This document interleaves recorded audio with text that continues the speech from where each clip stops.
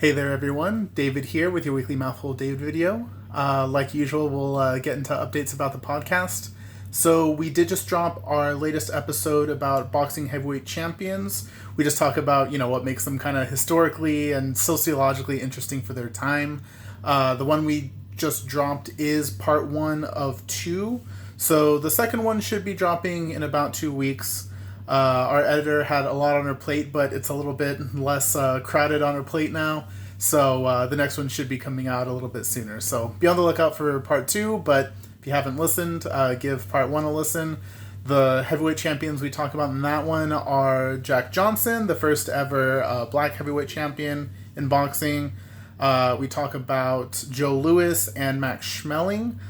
Joe Louis being a black boxing champion from basically the sort of Great Depression, World War II era, and Max Schmeling being a white German boxer from around that time who was, a boxer during the time of Nazi Germany, but did not like the Nazis. So they have a really kind of interesting story and dynamic together. So check that one out. Our next one coming out, our part 2, will cover Floyd Patterson, Sonny Liston, man himself, Muhammad Ali. So, enjoy all that stuff coming out. Also, if you haven't heard already, we are going to be starting a Patreon in 2021, but don't worry, we're not going to be putting episodes behind the paywall. We're not even going to be putting, movie episodes behind the paywall or anything like that. We're just going to do kind of extra, cool features and stuff for the Patreon. And for example, I'll do book reviews and things like that, and you'll also be able to get input and choosing topics for, episodes and stuff like that. So it'll be stuff like that, but, don't worry about not having access to all of our episodes. So that's kind of what's coming on the horizon for us. So with that being said, this week's video.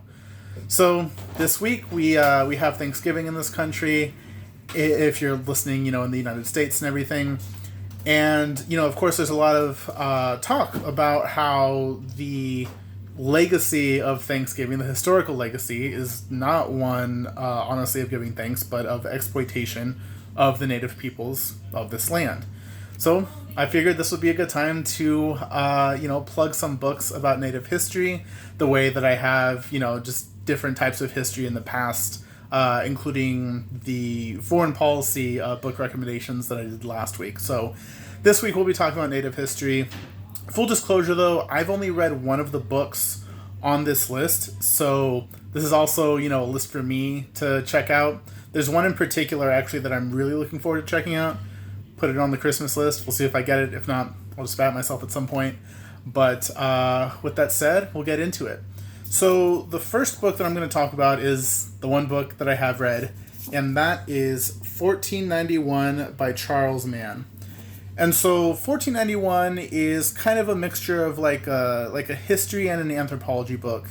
And it talks about how there was really a lot of sophisticated civilization and, ways of running both society in general and specific aspects of society, in the Americas before the arrival of the Europeans. And, one of the main things that it talks about is how just incredibly sophisticated the agricultural engineering, I guess for lack of a better way of putting it, was for native peoples, again, before the Europeans came. Because, if you studied any history from European colonization at all, you have probably heard them talk about the land in the Americas as, just being this naturally bountiful, just, amazingly fertile place.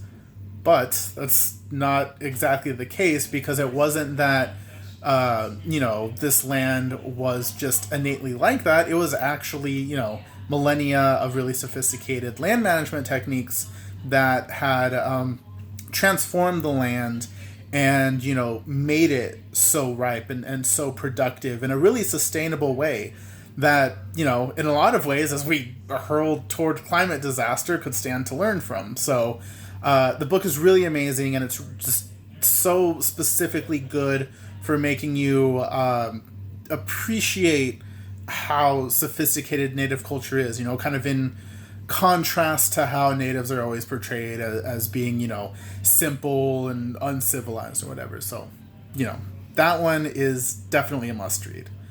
So now getting to the other 4 books, the ones I haven't read yet, I'll start actually with the one that I'm most excited to read, the one that I mentioned a second ago that I put on my Christmas list, and that is An Indigenous People's History of the United States by Roxanne Dunbar Ortiz. She is a Native American scholar activist who is, as you can probably imagine, very involved in preserving Native culture and fighting for Native rights. And so this work is a just really, really ambitious one. It is not covering, a specific slice of Native history since, European colonization, but just the entire, last few centuries. So, again, haven't read it, but really looking forward to it because it's gotten a lot of praise from a lot of the right people, including a lot of the people who have praised, Howard Zinn's People's History of the United States. This is, that like Native Indigenous spin on that. So big one for all of us to check out. Now, the next one I'm going to mention is kind of related to also the one that I'm going to mention after it.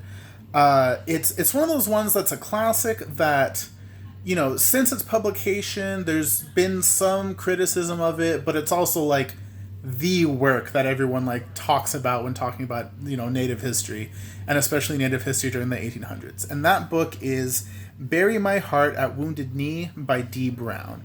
And so that book is basically about Native Americans in the West during the late 1800s and just covering all those events. And it actually, upon its time of release, there were people, including Native folks, who thought that Dee Brown himself was Native, but he was not. But he had apparently done it with such care and attention to getting things right and respect for Native and Indigenous people that, there was actually, again, misconception that he himself was actually Native. Since then, though, there has been some criticism in that he has a very sort of defeatist attitude in the book, in that he, really talks about the late 1800s being when Native culture was just absolutely crushed, and has portrayed life on Native reservations and tribal areas as just purely depressing and hopeless and bleak.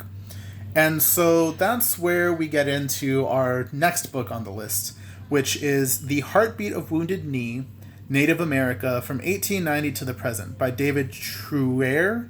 The name is spelled Treuer. And so this fellow David Treuer, he is actually half Ojibwe, and also he works as an anthropologist to preserve that culture. And so, he wanted to write a book that's almost kind of in conversation with Dee Brown's book.